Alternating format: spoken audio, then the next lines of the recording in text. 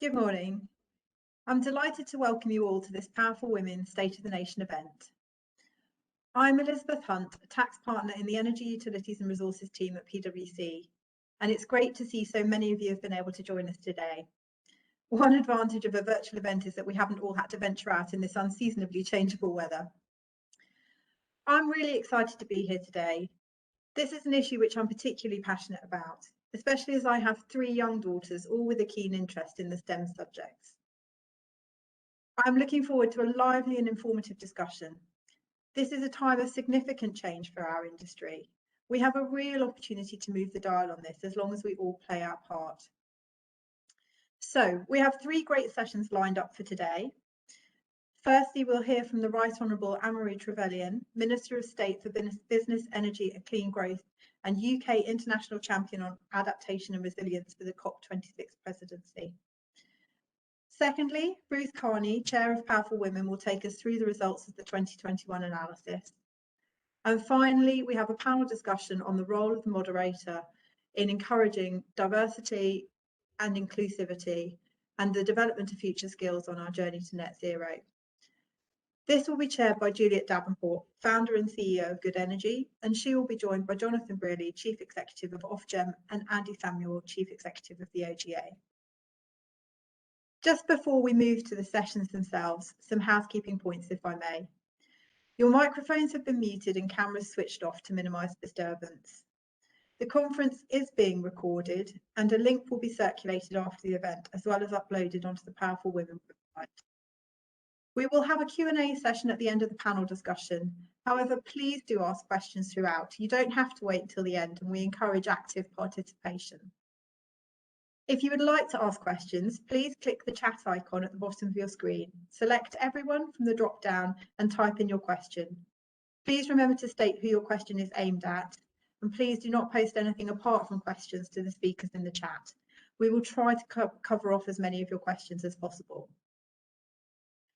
And finally, at the end of the webinar, you'll see a brief questionnaire pop up once you leave the session. It would be really I'd be really grateful if you could take a moment to fill it in. It's always really helpful to get that feedback. So, without further delay, please welcome Anne-Marie Trevelyan, who will share her thoughts on the role diversity has to play in this huge transformation of our energy system. I'm delighted to be joining you today for the Powerful Women State of the Nation launch for 2021. This area is a continuing priority for me, and I'd like to thank Powerful Women and PwC UK for the invitation to speak to you all today. When the UK government committed to the target of net zero carbon emissions by 2050, we committed to creating a more sustainable future. We have seen the devastating impacts of fossil fuel reliance, the harm that this has caused to not only our environment, but to communities across the globe. Communities of people whose voices have been marginalised and excluded from the decisions that are made about our energy systems. So to create a fair and just transition to net zero, we need to hear these voices. We are proud of our ambition to be world leaders in the journey to net zero. COP26 is our opportunity to demonstrate global leadership on the world stage and articulate the benefits of our ambition. We will see the growth of up to 250,000 jobs through our green recovery by 2030. Government investment will support innovation, research and development of existing and new technologies. And throughout, we must not lose sight of the importance of equality and diversity in this huge transformation of our energy system and our focus on levelling up across the UK. We can and we need to open the doors to more diverse perspectives. We need to create the opportunities for brilliant people to thrive at what they do.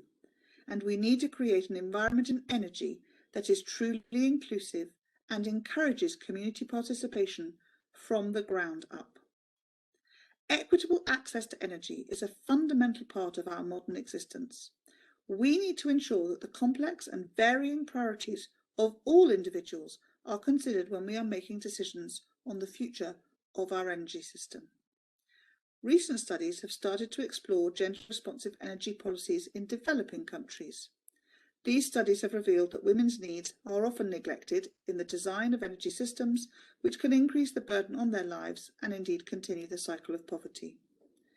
So to understand the global implications of participation of different genders in the energy transition, we need to prioritise research and information in the energy sector workforce globally. The first step to achieving this is by increasing the diversity of our energy industry at home, here in the UK. As our energy system becomes more distributed and decentralised, there will be new ways for individuals and communities to participate in energy decisions. We can harness the benefits of our diverse society by developing policies that create social capital and unlock new opportunities for greater ownership and engagement in the energy sector. As leaders, we have the responsibility to open the doors to others to take charge in our energy landscape on our path to a green recovery. We already know the wealth of benefits that a diverse and inclusive environment can bring in our businesses. We see increased innovation, more effective outcomes, and flourishing creativity and teamwork. Not only that, but it has been proven to be economically profitable for business. Fortune 500 companies in the US with the highest representation of women on their boards were found to have 16% higher net incomes than companies with no representation. Additionally, workplaces with greater gender diversity enjoy enhanced recruitment and retention. Women's participation in decision-making increases transparency and can lead to more effective and inclusive outcomes. That is why the government is immensely pleased to support powerful women and their fantastic initiative in working to advance the representation of women at the top of the UK's energy sector. The Energy Leaders Coalition that they have created comprises of 15 leading CEOs from our energy industry who have all made a public commitment to advance gender diversity within their own organisations and across the energy sector. So far, we are seeing great work through their collaborative efforts to learn, share and make tangible progress towards defined targets. In addition to establishing this commitment from industry leaders, Powerful Women also provide ongoing support for aspiring women to advance their careers. This is seen through mentoring opportunities, helpful resources like career case studies, and learning from role models. They also provide practical support for companies in promoting best practice for diversity and inclusion initiatives to embed these values at the heart of the organisation.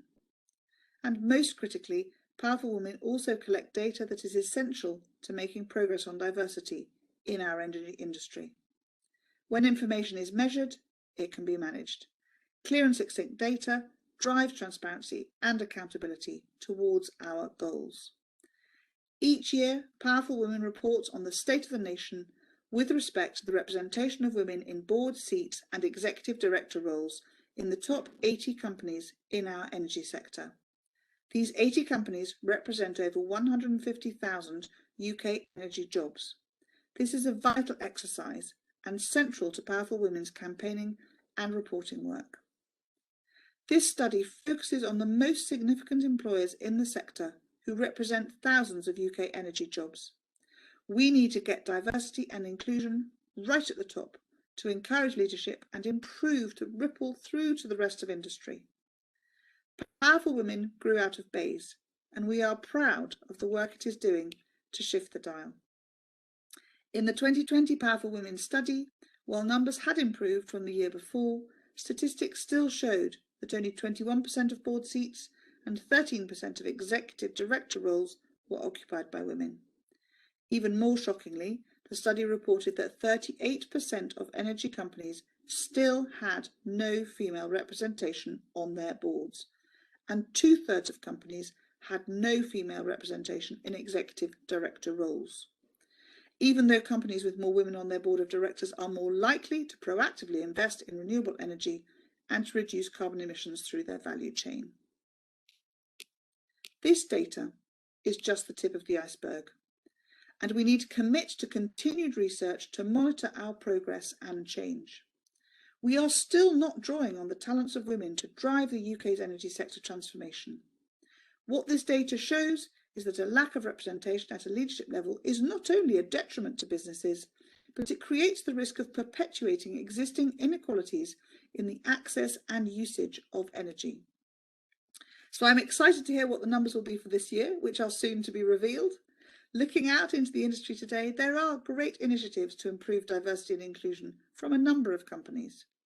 Events like this provide a catalyst for connecting individuals and businesses to share novel ideas and best practice. And we are starting to see the change. But I know that we can do more. We need visible leadership and role models at all levels of decision-making and delivery.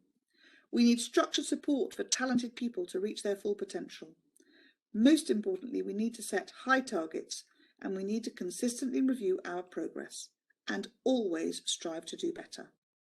At Bayes, we are committed to creating and enshrining a truly supportive environment where diversity and inclusion are a core part of all that we do. Our ambition is to become a role model for business and the civil service, and in 2020 we had 45% of senior civil servant roles filled by women. Nevertheless, we want to close this gap.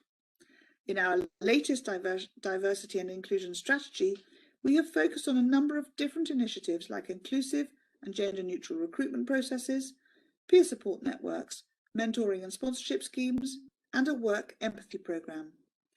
More specifically, the department's Women Empowered Network helps to improve the pipeline to all grades and empowers members to take learning and development into their own hands.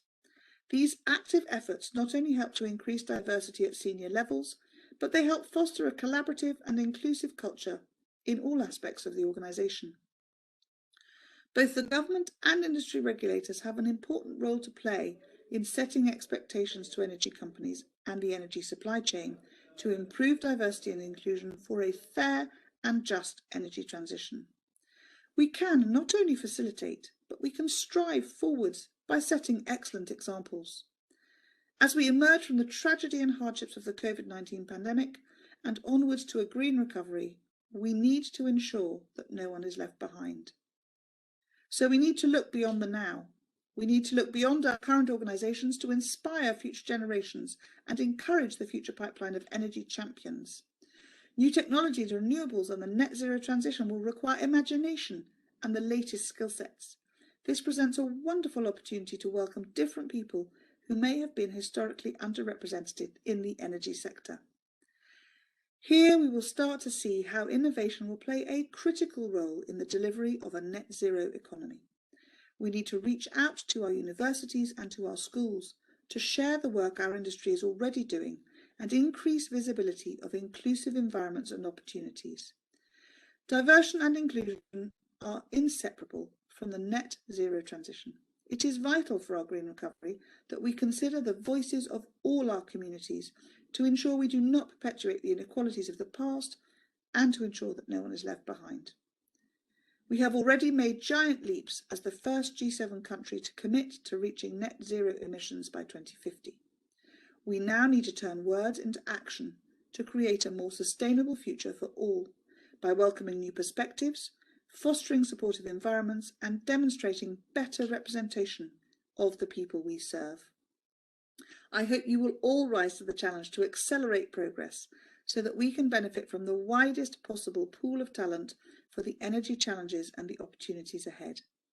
Thank you so much for the invitation to share some thoughts today on a topic I am extremely passionate about.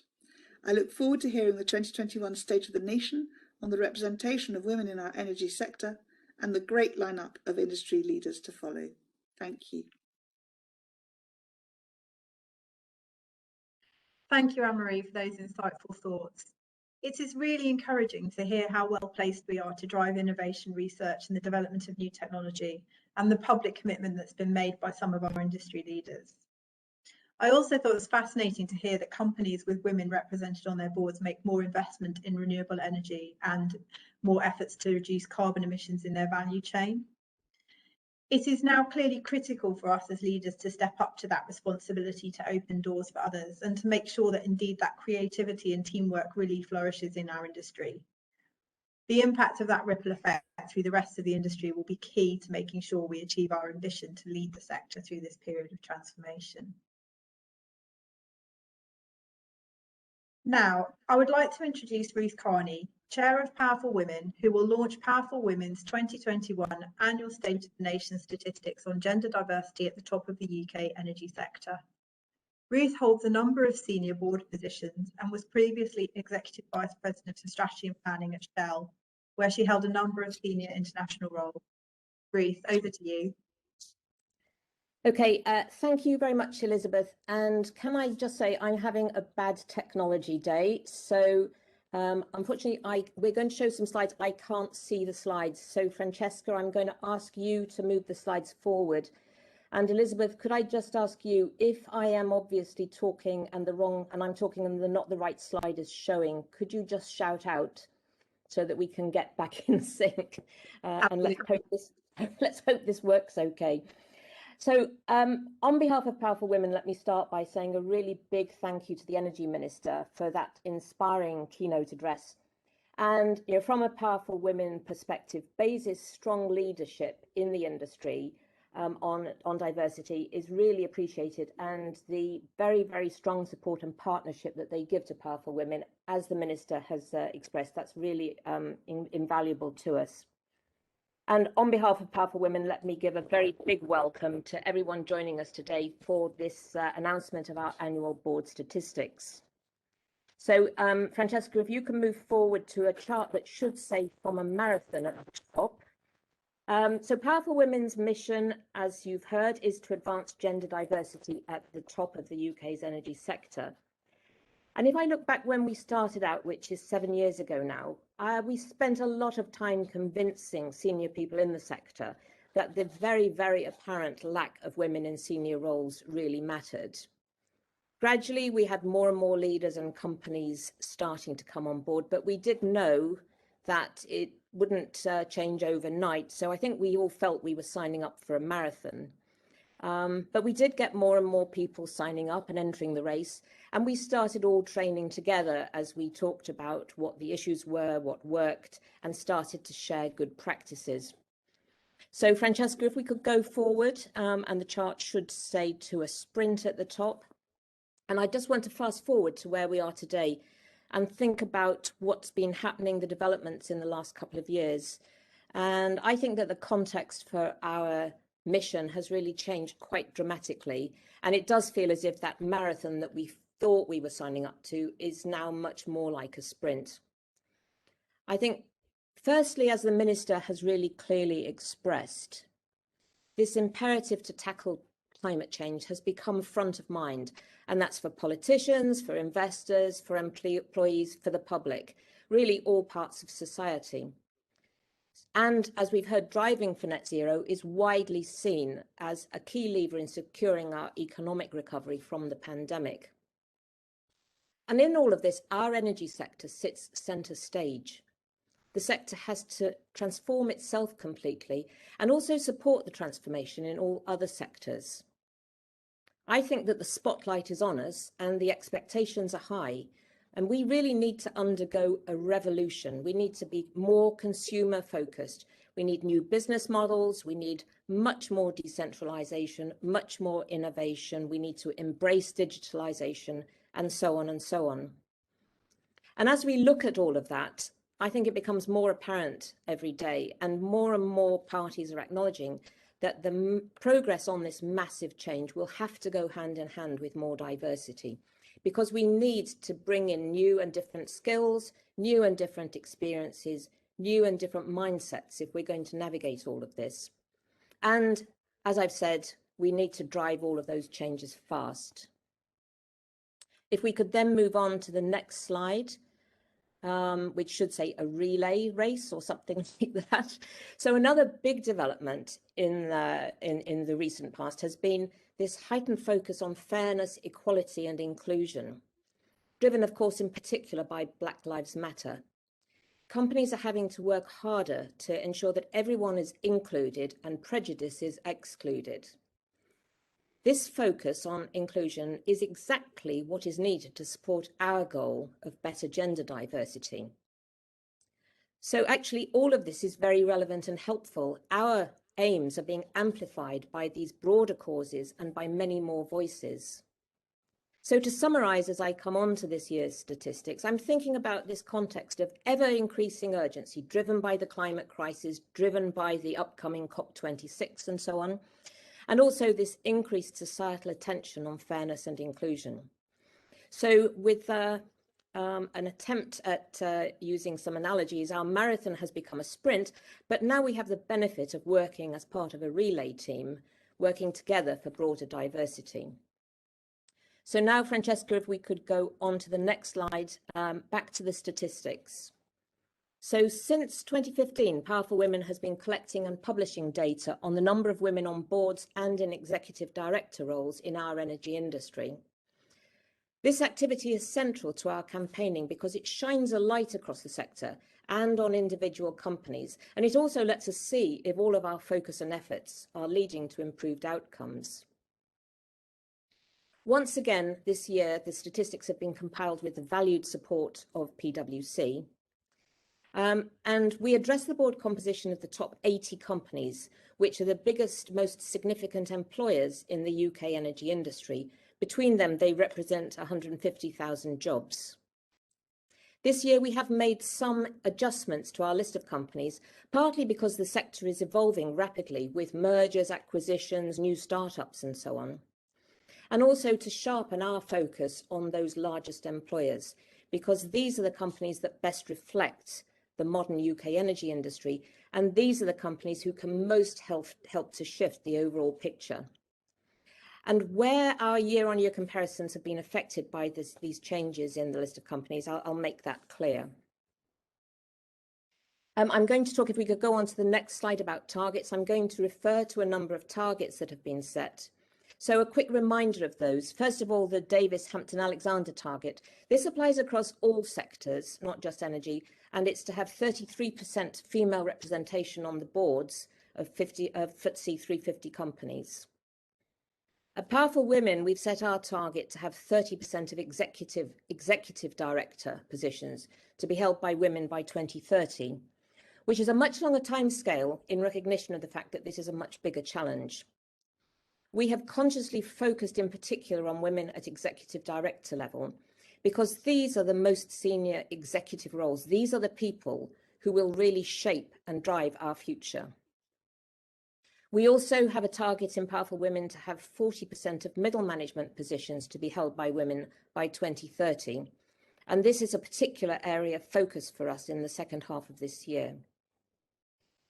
As the Minister has said, we believe also very strongly that targets drive progress and that what gets measured gets managed. And targets are what we need to drive ambition, accountability, and delivery.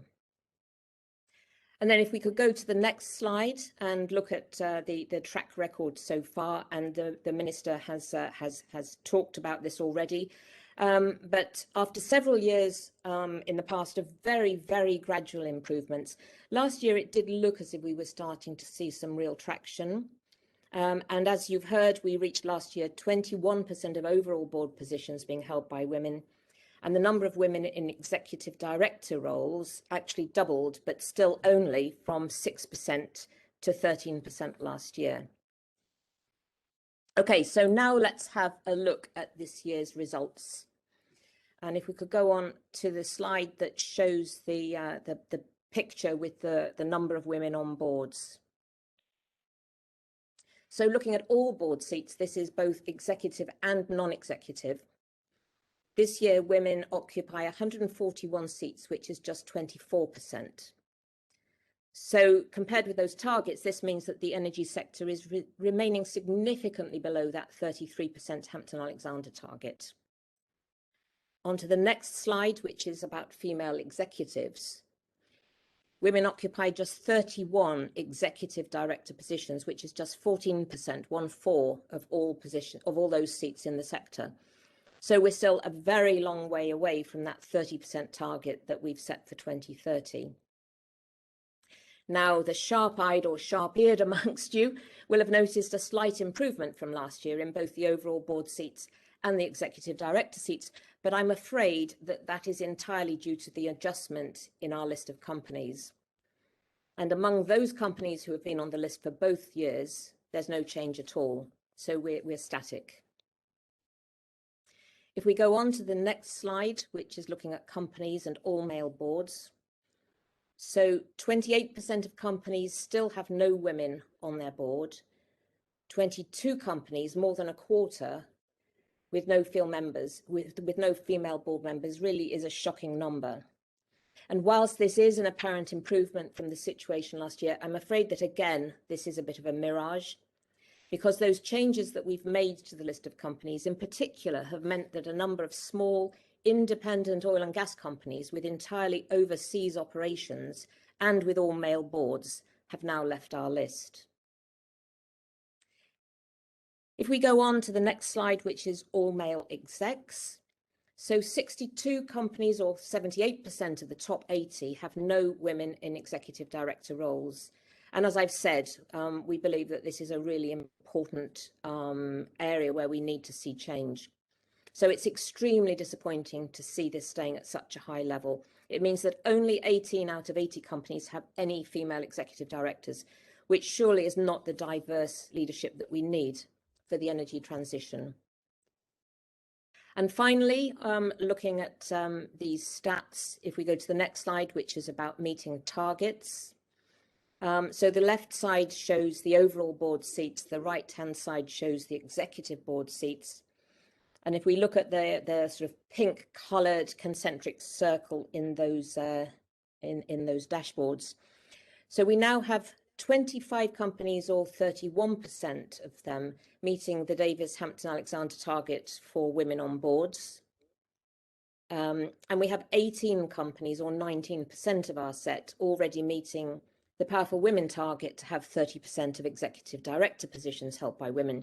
So I guess it's encouraging to see that some companies are forging ahead, but this is still really a small subset of the companies, and we just need to see progress more broadly.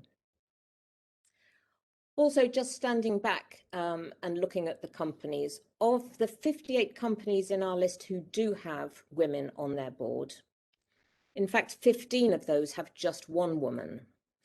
And this has been talked about a lot by Hampton Alexander. They call it one and done. It's a very fragile position, and it really doesn't do enough to change the style and culture of the board. So in summary, the energy sector is lagging, and it really must do more to improve. If we could go on now to a slide which is going to introduce the executive pipeline. So this year, for the first time, we've also started to examine the executive pipeline. Across all sectors, Hampton Alexander have introduced reporting on women in the executive pipeline. And they define this as meaning executive committee members and their direct reports. So we have collected data by surveying our companies using the same definition. Companies who are really committed to advancing gender diversity and are working closely with us have told us that this is really important data to report on, because they know that as they make progress, that will be seen in the pipeline first, before it's visible in the board data. Progress on the pipeline, though, will be developing those talents who can be the executive and non-executive directors of the future. And if we go on to the outcome on the executive pipeline, so we're at the early stages of gathering this kind of data, and not all of our companies were able to provide it this year. I really hope that next year many more companies will be able to provide this. But we did get this data from 31 companies, and for them, an average of 32% of the executive pipelines were female, which is actually very positive. The Hampton Alexander target across all sectors has been set at 33%, and across all sectors that's been reached this year. If I look across the companies who were able to submit this data, several really stood out as making great strides. And for example, if I look at the companies in our Energy Leaders Coalition, which the Minister introduced earlier, the 15 heads of leading UK energy companies, 4 of those companies already have more than 40% women in the executive pipeline, so really are on their way to reaching gender balance, gender parity. But I think, that this is positive, but I think it's also important to reflect on the incompleteness here. The companies who submitted this data do include the Energy Leaders Coalition companies, and we know they are leaders in the field who, and I guess that many of the others who were able to provide the data may well be those who are more advanced.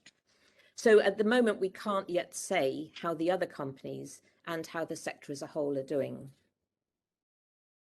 So if I could go on now to the summary slide for the State of the Nation 2021, and summarize what are the key takeaways. So I would say we're seeing little or no progress over the last year.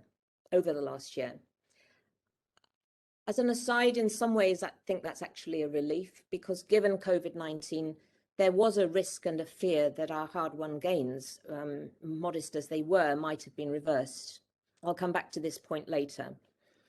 Women remain woefully underrepresented in the top ranks of our sector. A shocking 28% of companies have all-male boards still. Only 14% of executive director roles are held by women. But we are encouraged by this initial view of the executive pipelines of some companies. But I think it's clear that we need an urgent step change. Given the context that I set out earlier, the greater than ever need for our industry to prepare for the energy transition, we need to do more to get fit for the sprint to 2050. So we'll go on now and just have a look at what's next. So what do we need to do to achieve this step change and win the race? Well, I think that the evidence is now well established that gender balance is good for the business bottom line. And I feel I should be less and less interested in the why, and less worried about those companies and leaders who still don't or won't get this, because I think they will just get left behind as all of the industry has to move forwards. I think we should be wanting to focus now much more on the how. What needs to happen in the next couple of years to really be closing the gender gap? Talked about the importance of visible targets. That does drive the transparency, accountability, and delivery. And it's also really important that those are backed up by effective strategies that deliver tangible change. We need to be sharing the best practices, the best inclusion and diversity practice that's out there. And we need to be learning from and supporting each other. If we could go on to the slide about the Energy Leaders Coalition. So leadership is absolutely vital. And with the Energy Leaders Coalition, we are thrilled with the commitment that these 15 leaders are showing, as well as the public statements on the importance of diversity. They really are actively learning, sharing good practice with each other. We'll have their 3rd anniversary report featuring some of their case studies out later this year, which will be very interesting to read. And the regulators also have a really important role to play here. They can facilitate faster progress and also role model good practice to ensure that the industry is fit for the future, and we will be hearing from them shortly. If we could go on to the slide about COVID. So as we emerge from the pandemic, we need to hold on to the positive changes that we've seen over the last year in working practices, especially things like flexible working. And we need to see and make sure that women who have been disproportionately impacted so far aren't left behind. Thinking about the impact of COVID, the Energy Leaders Coalition members have made a public statement pledging to ensure that diversity isn't a casualty of COVID-19. Instead, they intend to use this period of disruption as a springboard to quicken the journey to better inclusion, with the intention of emerging from COVID-19 with their organisations more, not less, diverse. I really urge all companies to do the same. And please, to all companies, do examine your data in the league table we're publishing today, and consider what further action you can take to ensure that you have the diversity in your workforce and the inclusive culture in your workplace to attract and retain the talent that you need to thrive. And finally, if we could go on to my last slide. While we're seeing pockets of progress, particularly on the executive pipeline, as companies prepare for the energy transition, we need others to follow this lead. Our energy industry is sitting centre stage, it has to transform itself completely, and we need to deliver diversity much, much faster. So I'm very much looking forward to hearing what people think about our latest statistics, in particular from our next panel with Juliet Davenport talking to our industry regulators. I'll hand over now to Elizabeth to introduce that session. Thank you very much. Thank you, Ruth. That was really fascinating. I really liked your idea of a relay race. It feels like we're not going to crack this unless we all work together on it.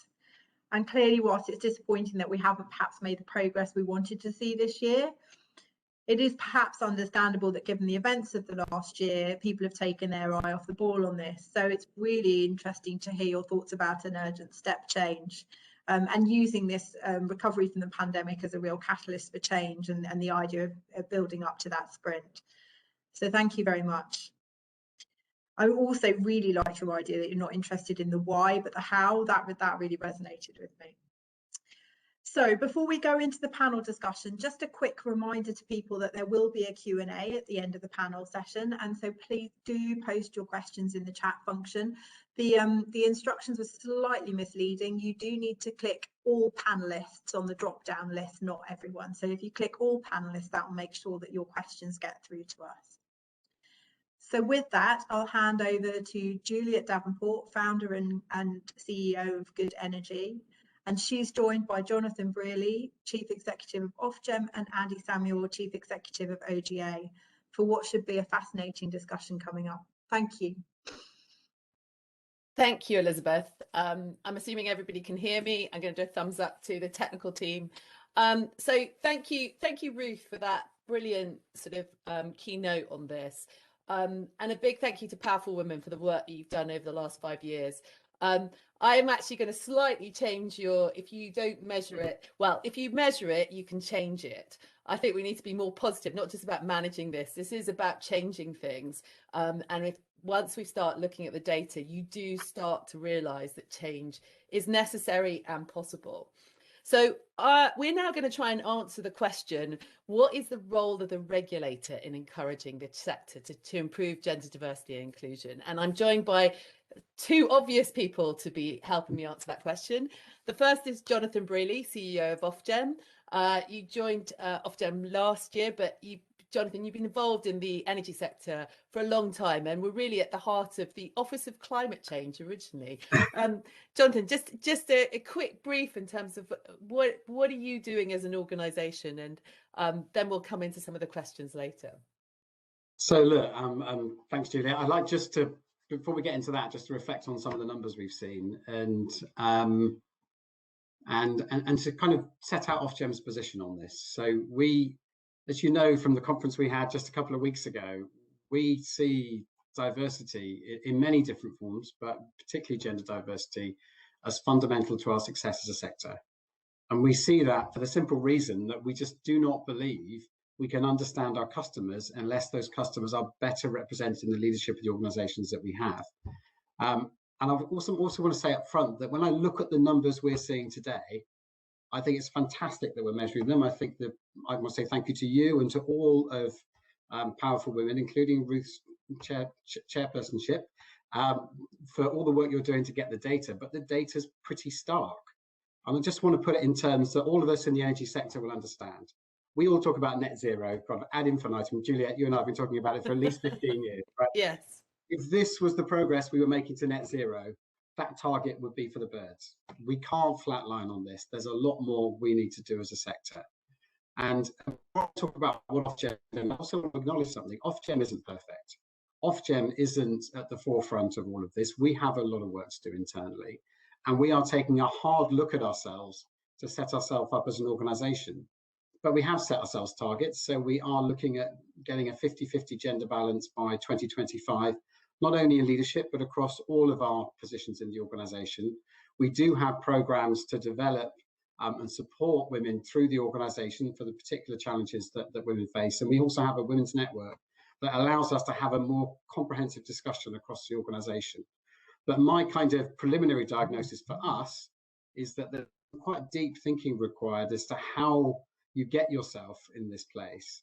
And I think that means looking at the way you recruit, the way you promote, the way you assess people, and also pushing yourself. As I said a couple of weeks ago, when you think about your leadership, you may have to go outside this sector for that leadership, because clearly that pipeline may not give you the diversity of people you need. And when we look for people, that's what we do. Yeah. Jonathan, thank you. Dr. Andy Samuel, CEO, Oil and Gas Authority, you actually were part of it when it was created in 2014, so you can probably give us some overview. I mean, some of the oil and gas companies, particularly some of the smaller ones, are not doing great in diversity. I mean, what's your view from sort of what you can do as a regulator, but what you're doing internally as well? Great, thank you. Well, first of all, like Jonathan, just want to thank Powerful Women. It's great to be here today, and it's great to see the data, depressing as they are. Ruth talked about leading by example, and you know, the regulators need to do their bit. So let me talk through that journey first. And as Jonathan said, we know we've still got a lot to do, particularly around broader inclusion. But we have made some good progress, I think. So back in 2015, when we started, we anchored values actually very much at the heart of our work. And I think these have really helped create a very inclusive culture. Back then, we had 29% female staff. We're now at 47%. We've done a lot to address gaps at senior levels. Our board is now 57% women, the executive team 40%, and our senior staff 43%. And that's come very much from a focus on inclusion, particularly, and diversity comes as a result. We've done a lot to listen deeply and really learn from our staff and also from outside expertise. And we'll come on to that, particularly things like the coalition. We do try and walk the walk. We're very committed to the targets, and we're very transparent. We publish our progress and challenges in our annual inclusion report, the next version of which is coming out next week. Generally, I try and avoid all male panels. I appreciate Jonathan and I here today, so the irony is not lost on me. We don't shy away from challenging topics and conversations, and there are plenty. The pandemic's been mentioned.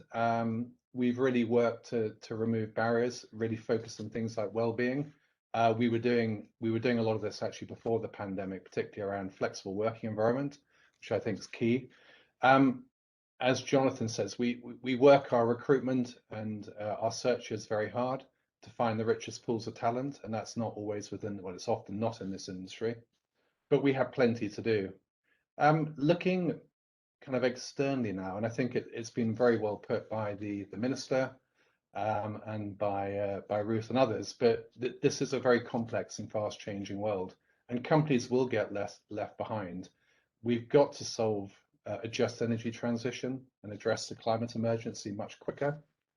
I'd like this to become much more mainstream, the whole diversity, like ESG, and in the transparency that you're providing is great. Actually, it'd be interesting if investors start to demand that. Clearly, there's a huge way to go in the energy industry, as we've just learned again today. I think Jonathan and I would say we don't have regulatory powers, but we do have great convening powers, and we do use them.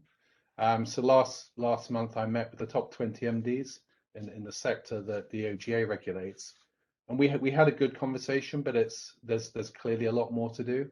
So we're going to follow up in smaller group meetings, 4 leaders at a time. Want to hear what they're doing, particularly around the Powerful Women targets, particularly around the Energy Leaders Coalition 7 commitments, because I do think if leaders follow through on those, that will make a huge difference. Brilliant, Andy. Sorry. Finally, just as a positive though, and I think Ruth said it, there's a lot we can learn from good practices, and there are companies on that list who are doing great stuff. So we will also commit to capturing the best practices and publishing those in our next annual inclusion report this time next year. Thank you. Thanks, Andy. And just thinking about that, so both of you have gone through quite a big change and reviewing this both internally, but now beginning to look at the sector. I mean, Jonathan, are you still having to do a sales job to persuade people internally that diversity and inclusion is important, or do you think that's done? Have we done that now? So do you mean within Ofgem? Or within Ofgem, it'd be interesting to know whether you've had any resistance within Ofgem. So let's talk about Ofgem and let's talk about the sector. I think within the organisation, there's an acceptance this is a very important issue, but I think you have to have a deeper look at how things come about, and I don't think we're there yet in the organisation. So thinking about the dynamics of your recruitment, your dynamics of your promotion, is something I just don't think we have fully understood. So we have a diverse exec team, for example. Do I think we're doing enough yet in terms of our talent management and everything else? No, there's much more to do internally. And across the sector, I worry, Juliet, that there's a lot of agreement in principle. So you don't get anyone standing up on a platform saying, no, this is ridiculous, we're not really involved. You occasionally do, but yes. Yeah, well, not yet in my case, but I'm sure it will come. But I think it's about the follow through, and it's about the action. And Ruth mentioned in her presentation around the impact of the pandemic, and I suppose it is some comfort that things haven't gone backwards. But I think coming out of COVID now gives us a massive opportunity to think about how we work and address some of the real barriers there are to gender diversity and other forms of diversity, actually. And I think we're pushing ourselves and holding ourselves to account for progress. So in terms of what we can all do, you heard me say this a couple of weeks ago, but shared goals, shared targets are something I'd love to have a conversation with the trade associations about to begin to not only to measure this, but begin to hold ourselves to account for where we should be. Yeah, really interesting. And Andy, I mean, I definitely, if somebody approaches me with an all-male board and asks me to come and join them, I do feel slightly, well, I don't really want to be the only person on that board who provides any diversity. I mean, from the sector you're working in, how many challenges is there to still see that this is a positive move? Yeah, it's interesting, this moving, beyond the why to the how, but it sure helps if people do believe it, and clearly many don't. So I think we do still need to help there, and I think it is this pace of change. Which company wants to get completely left behind? Surely not. But what is that gap in understanding that this is a good thing? I'm very curious as to what's getting lost in translation. I do have sympathy that the agenda is getting ever more busy these days. There are so many initiatives, and we need to see this not as a new initiative, but a foundational thing that, done well, solves a lot of the other challenges that we all face.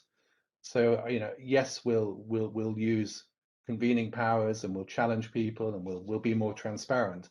But if people can buy into it emotionally and understand it, then everything will flow from that. So we're going to look at some of our data. Definitely, I can see a trend that many of the higher performing companies do well on these metrics. I'm going to have a play with our data and see if I can draw that out more clearly, and then actually we can present to the most senior kind of the chairman and chairwomen and say, look, this is very clear now and it needs to be done.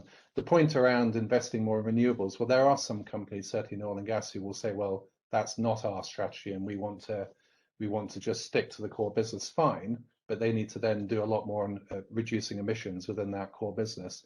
So again, we have data on that and who's performing well there. So using your data and then correlating with ours, I think we may be able to draw out some interesting trends. Maybe there's an opportunity to look at methane leakage as well. That would be interesting. Yeah, there's lots, and satellites are now measuring this stuff real time. So I think there's going to be more and more transparency. Yeah, brilliant. And I mean, Jonathan, what is your ambition for improving diversity through the wider sector? I mean, where do you think we could get to? I mean, could we? I mean, we've got the targets of the 30%, close to that. Do you think we could go further than that? And do we need to? So look, I think we should go further than that. I think we need to. I think we're being quite kind to ourselves with the sorts of progress we're talking about by 2030. I don't know genuinely, if I were to take that to the companies, how they'd respond and where we get to in terms of further conversation. But this feels like a conversation we're having 5 or 10 years ago rather than in 2021. We really should be pushing ourselves on this. And we'd have to do work on turnover of people, how you reshape teams and the timescales. But we should push ourselves as hard as we can. And yes, Julia, I think that means doing more than the targets suggest at the moment. Yeah, and I mean, Andy, one of the questions coming through is, should we be looking further up supply chains as well? I mean, the oil and gas sector have significant supply chains. It's not just about the sector, is it? It's wider than that. So these groups of kind of meetings that I'll be convening with the kind of 4 MDs at a time will definitely be including tier 1 MDs from supply chain, and that 80% of the jobs are in the supply chain and the bit that we look after. So absolutely. And I think a lot of the innovation is going to come from the broader supply chain. So they're a key part of this. And yeah, it can be hard if it's particularly kind of engineering, and I know powerful women are doing a lot of good work on the kind of the broader pipeline. We'll also therefore be working with the Trade Association, Oil and Gas UK, Access, and other networks who are looking at some of the kind of broader initiatives. And actually seeing what progress is really happening from that, right from school kids right through. So we've got to look at this, every way we can, actually. Yeah. I mean, Jonathan, I mean, it is one of the things that I hear regularly, and I can see as well, is that a lot of the jobs that we're going to need in this transition are going to be STEM type roles. And we hear a lot of the big companies saying we're finding it really difficult to get brilliant female STEM graduates. And I've seen just some of the universities is still 1 in 10, 1 in 12 sort of graduates are female. I mean, are women going to get left behind in this transition as a result of the need for these types of skills, or what can we do about that? Well, I mean, I think to address that specifically, you've got to go right the way back to schools, honestly, and you've got to think about how different careers are perceived. And I think it's a real shame that, again, we don't have that pipeline coming through, and you need to work at all levels of education to make sure we've got people with the right skills coming into the sector in the first place.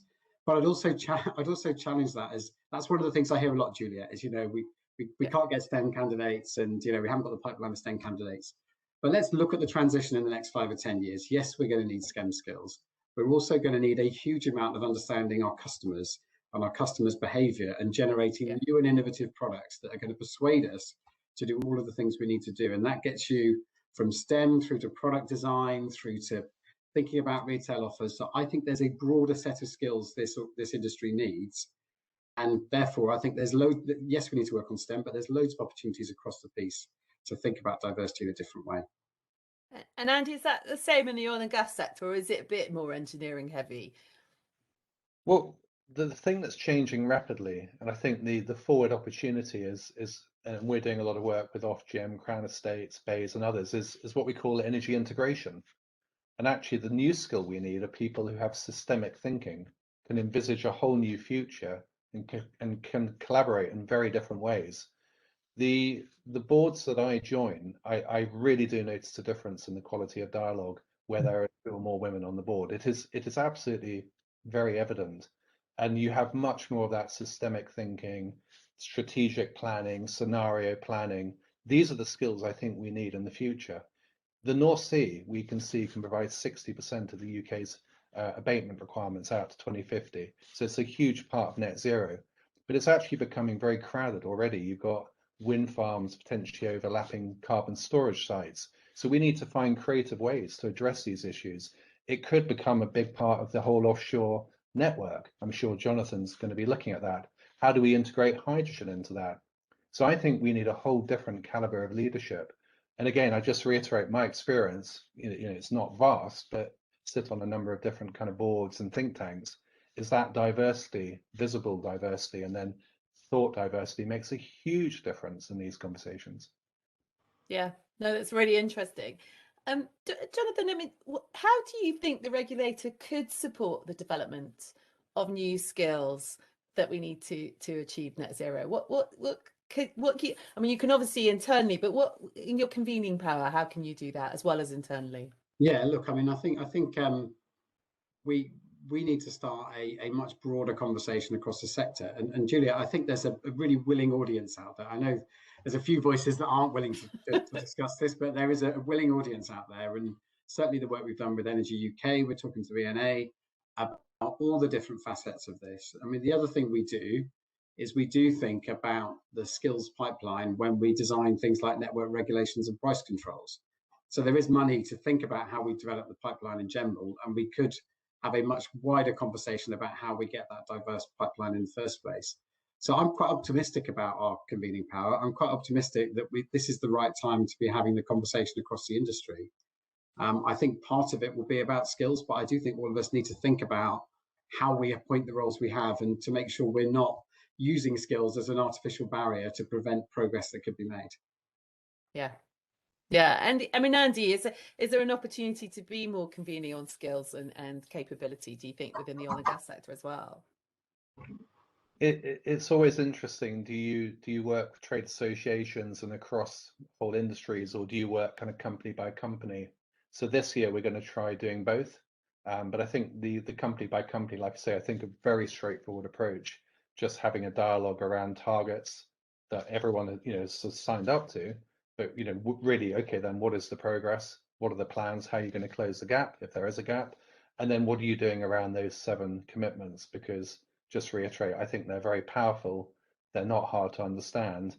They're largely around leadership, and I think that really will shift things if people buy into it. And then, like I say, I think we can leverage a bit more the transparency. We use a variety of league tables. Many of the incumbents are very successful and very competitive, so we can play to, I hope, to that competitive nature, because I'm sure many of the companies will be looking at your league table and hopefully regretting where they sit. But the more we look at these data, the more power they will get.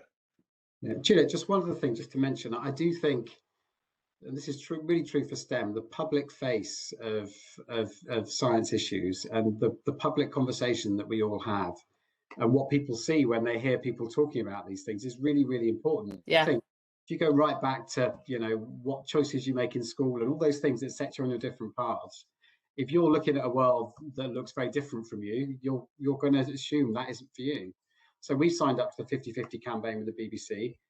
That does mean I get shoved aside by my comms team and somebody else talks about stuff with a sort of good old-fashioned elbow shove. But that's what we're going to need if we're going to change the way we all look around ourselves and we associate different things with different skills and different jobs. Yeah, I mean, Bob the Builder probably has a lot to answer for when we have very few female builders out there. I'm going to pick up some of the questions coming in on the Q&A now. I mean, one of the questions is talking about recognizing that women tend to operate and communicate in different ways. I mean, how do Jonathan, come to you, how do you think we can support enabling women to be more creative and getting that balance in life? Because I do remember talking to a very senior executive in a very, very large energy retailer company, probably about 5 years ago. And she said to me she didn't want to do all the dinners her boss did. And that's one of the reasons she wasn't going for the senior role.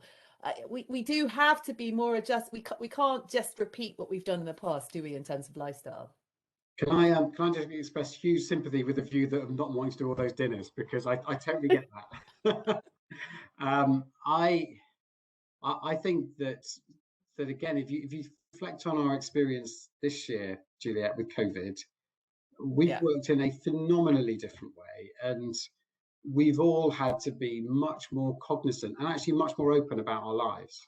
So we've had to talk about all the facets of our life in a way that I don't think I've ever experienced at work before. And so I think there is room there then to think about both about real, sort of really hard edge challenges. How are you going to manage your other responsibilities outside of work in a different way? But when I have had conversations with our women's network, and when I've had conversations with individuals, there is also something there about supporting people to find their own style and to have confidence in the way they want to approach something. And just to give a very personal example, I remember managing someone who was an incredible leader, actually, and this person really, though, was quite quiet and really quite unassuming. And with a bit of coaching and support, she began to find her own sort of voice and her own way of doing things, which wasn't kind of emulating what the men were doing, but was being equally clear and equally strong. And as a result, she's become a very strong leader, actually not in our organisation, but another organisation. And that's fantastic to see. So I think there is a softer conversation as well as a more hard-edged conversation about, well, how do we manage our different lives in different ways? I do think, though, COVID gives us a fantastic opportunity to rethink work, and we would be totally remiss if we didn't use that as we all get back to some kind of normal. Yeah, no, agreed. I mean, Andy, any views? I think Jonathan's put that brilliantly. If we don't reflect and take the positive learnings from the past year, we're crazy. And we have certainly found that it's felt more inclusive than ever. So we were fairly flexible, but I think it's fair to say before the pandemic, people who were working from home a lot felt excluded from many meetings. Right now, it's completely leveled things up. It's fantastic. And it's not just women that benefit from this Yeah. and this change of culture. We've got plenty of non-alpha male, more introverted, deep thinking males in our organization, and they Yes. really like this focus on a more inclusive culture because they can thrive. It's about bringing out the best in everyone. And the other thing, of course, and I think Ruth and the Minister touched on this, is there have been huge shifts in thinking around BLM and many other topics.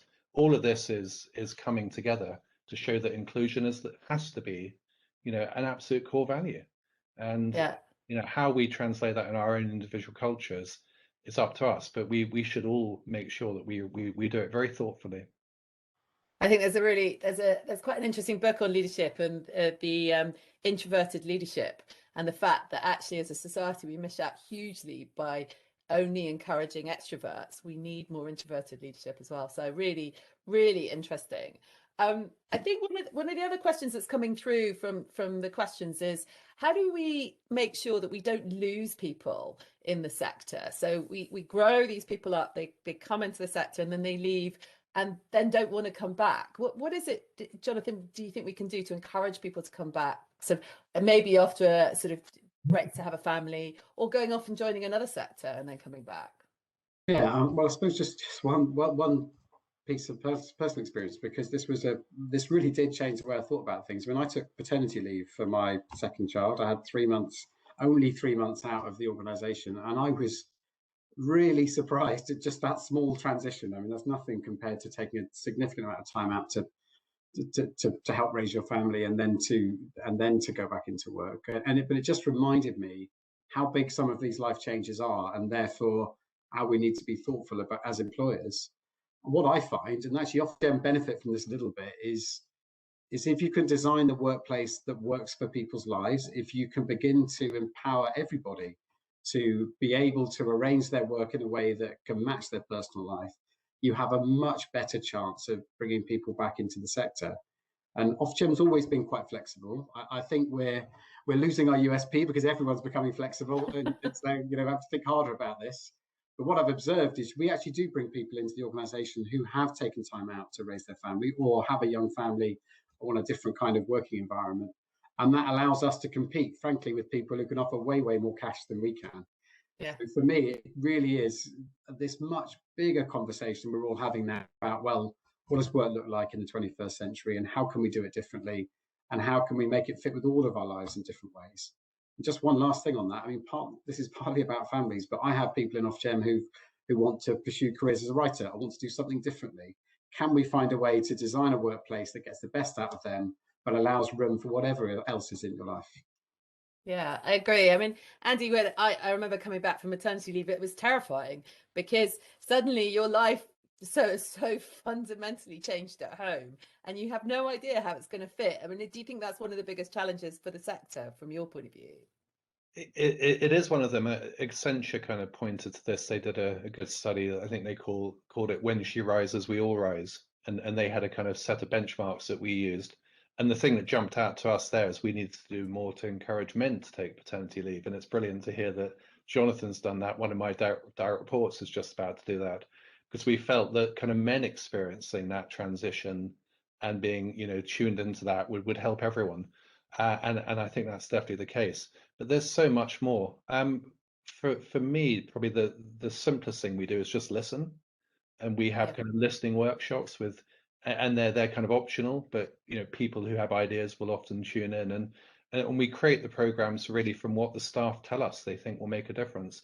And then we kind of experiment. We don't promise to pick up every idea, because one can definitely suffer from initiative overload. The ones where there's good energy, and often it's best if they're led by the staff, not by the management. And it's just that cultural point where people can kind of experiment and be themselves. And I think Jonathan's right, though. I think it was also a competitive advantage for us, and it's not. It's becoming mainstream. So we need to keep evolving. That will come from our staff. The other thing, I think, giving the younger leaders more of a voice is really powerful. Something I guess that's more of a problem for the industry I regulate than Jonathan is kind of social license to operate. And the IEA report, even just yesterday, further question marks about the legitimacy of continued oil and gas production. And that's a real concern for people in the industry, and almost impossible to continue to attract talent. I think we need to change the narrative. It's not oil and gas versus renewables. It's a just transition. What we do, the meeting that I chair with ministers, the Energy Transition Forum, we deliberately have future leaders attend, and it's often absolutely shifts the dialogue when they pitch in with a very different perspective, and they're very brave the way they do it. But again, I think that's a kind of clue to me as to what we need to do more of.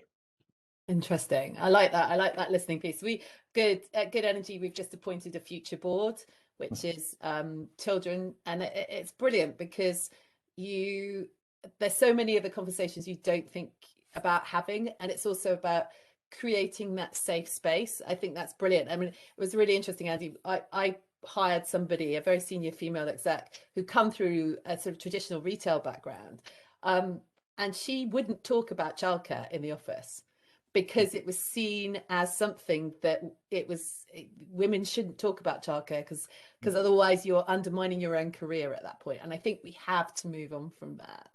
I mean, one of the other things that's coming through in the questions is, I mean, this piece about when you're trying to bring somebody into a team that you're trying to change. So let's say you're hiring diversity in. How do you do that and nourish them in that role? Because it's quite tough if you're the only woman coming into an all-male team. That can be quite challenging. And are there any tips, Jonathan, as leaders, that we can help people to integrate people better? Well, I think it's almost the same principle you apply for lots of reasons when people come into teams, which is being kind of open, understanding, and listening to their perspectives as they come into role. I mean, we've, as I say, thought hard about diversity, but I spend personally a lot of time with my direct reports, just not on the day job, but on how they're feeling about their role, what support they need. And sometimes that means being flexible and adaptable about what you need to do as an employer. And so, to give a very personal example, my wife is having a conversation in a new, very senior job about the demands they're putting on her, because frankly, they're used to running themselves in a very different way. And you just kind of got to adapt both ways. And I think if you can do that and you can show that willingness, then I think, as I say, we've still got a diminishing USP in doing so. So I think that there are things we can do to make sure we change as an organisation. And one thing I'd mentioned, Julia, in that kind of theme is we've also been thinking about lots of diversity characteristics, including race. And what's really interesting is people talking about the way they are perceived because of racial characteristics. And I think that's another area where you've got to be quite thoughtful as an organisation. And I guess just one last point. I saw a brilliant United Utilities video. It's only about 3 minutes long, chucked out on LinkedIn, that talked about diversity to me in a very, very different way. So actually, all it was very simple was people holding up cards with, these are the things people think about me that I don't think are true. And it went through all different kinds of people. So this wasn't about a particular group, it's about all of us and the things that we carry that we think people think about us. And to me, that's the conversation we've all got to have about creating a truly diverse organisation where all of these things are recognised. And I think it'll be a much more comfortable place to work if we do that. I mean, Jonathan, how do we make people comfortable? I mean, not just from a gender, maybe the ethnic diversity as well. I mean, what more can we do in that area? So for me, I think there are some fundamental things we've got to address about our culture collectively.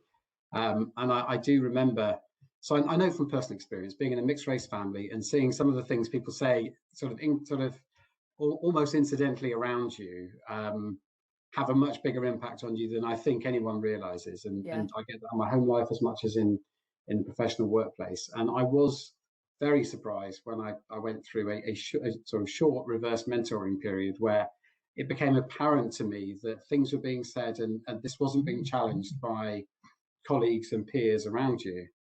And so for me, this is a much harder thing to crack actually as an organization, because it's deep into culture.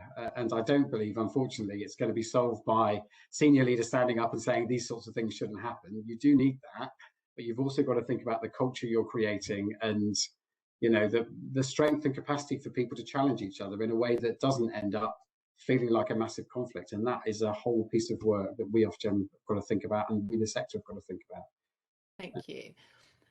Andy, one of the other questions coming through is that a lot of energy professors at universities are male, and that's not necessarily going to encourage a lot of female students potentially to see that kind of. What can we do about that kind of embedded historical part that is affecting our leaders of tomorrow already? That's a really good observation that I hadn't really kind of given a huge amount of thought to. And I know at one point years ago, I was thinking about going into academia and was put off partly by some of the cultural aspects, and published gazillions of papers, and you know, the bits that I wanted to do seemed to be the bits you couldn't do. And it sounds like it probably hasn't changed an awful lot. So I know some of my team work very closely with many of those professors, so I'll pick that one up and have a dialogue with them and see if we can nudge things, because role models are really important, and that kind of visible.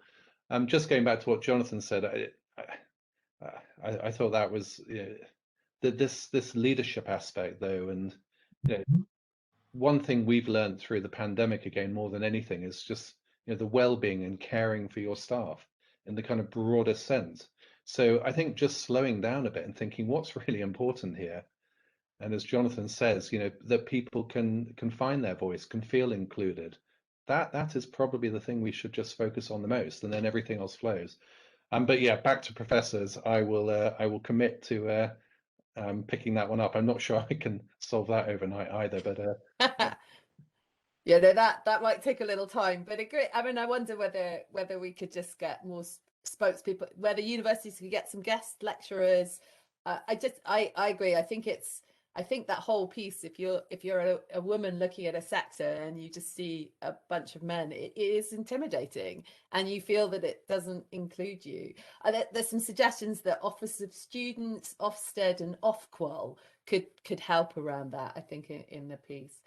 Yeah. So I think we've covered quite a lot of the areas of questions on this. I mean, I think the shared parental leave has come through in the questions as a really actual part where we can include men and women in this conversation, rather than just focusing on sort of gender and sort of trying to get more women into the sector.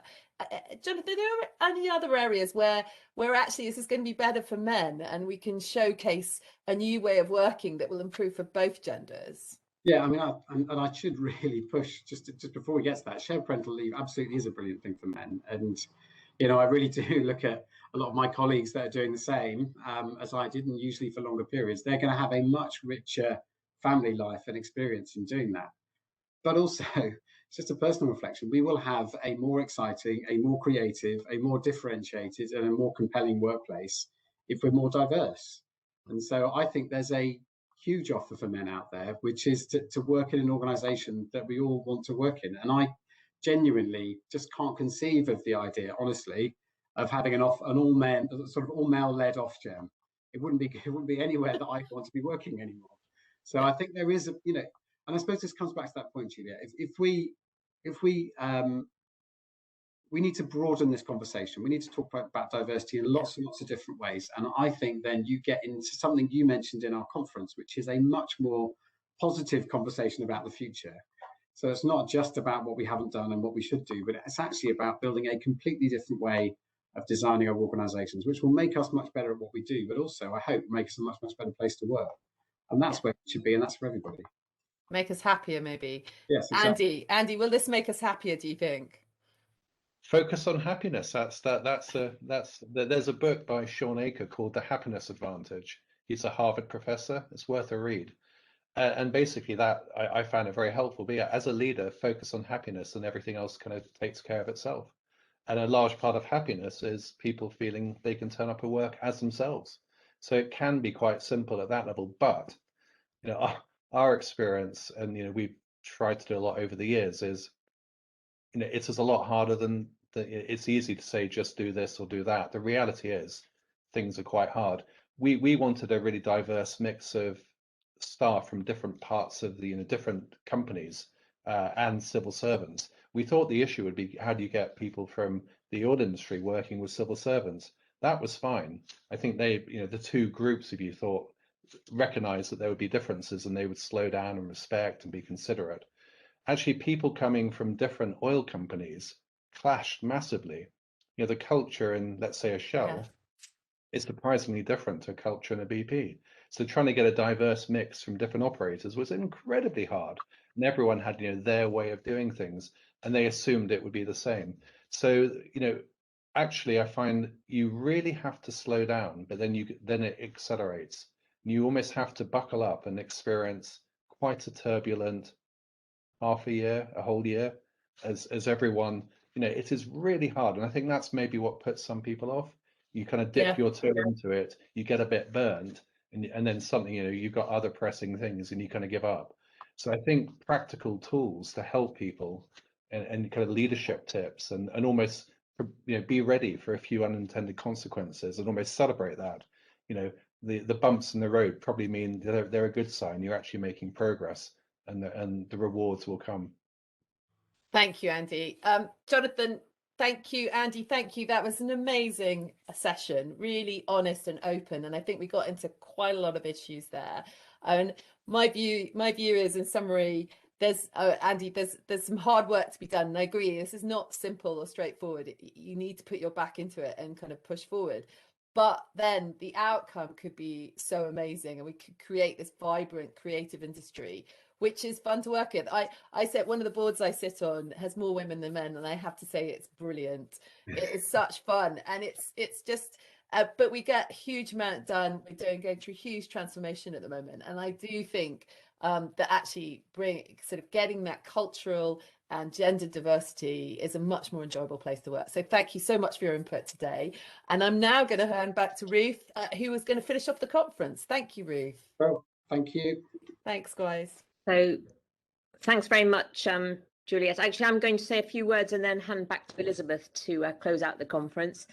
But let me just say what an absolutely fantastic session that was. So exciting, inspiring, energizing, and really thought-provoking. So Juliet, you did a superb job with that, and Andy and Jonathan, just amazing.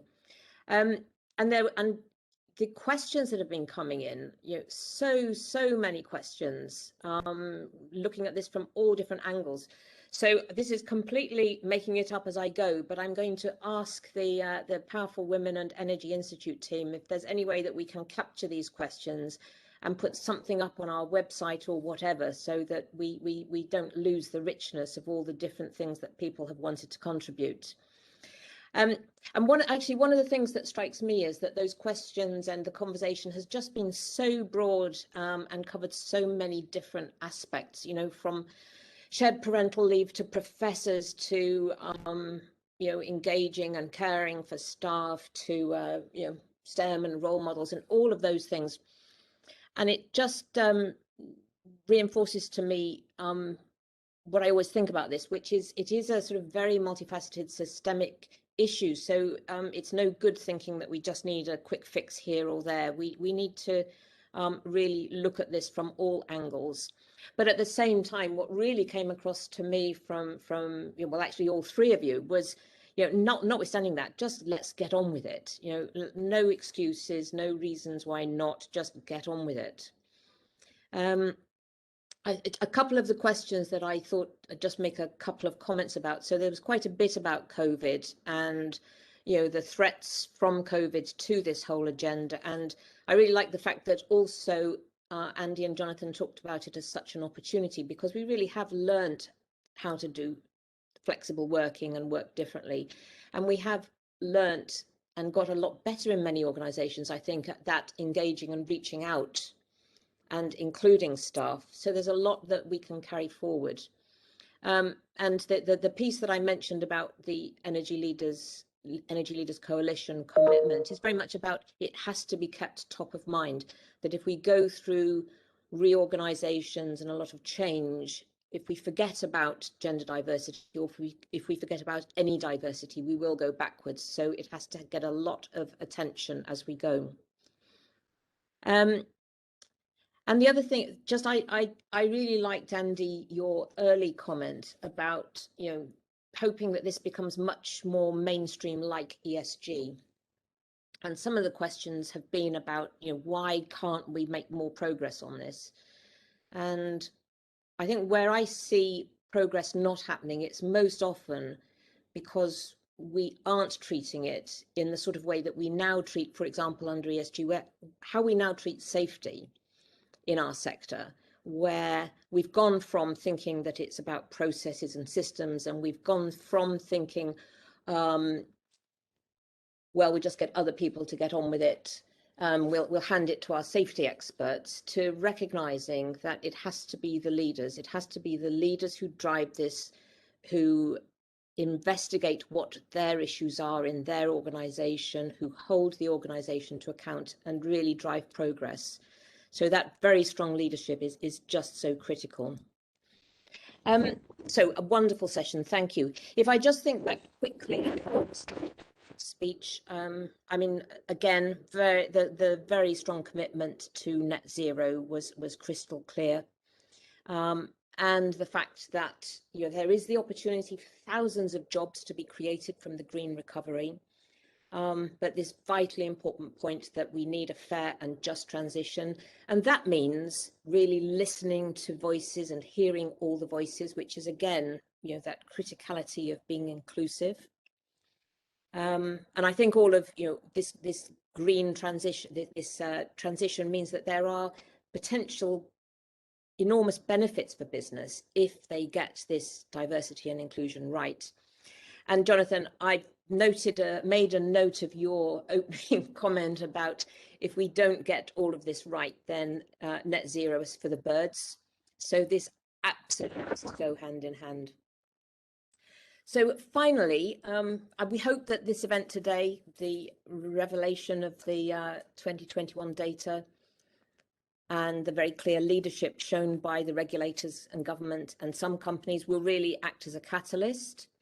And as I said, I urge all companies to really pay attention to where you are at with regard to gender diversity.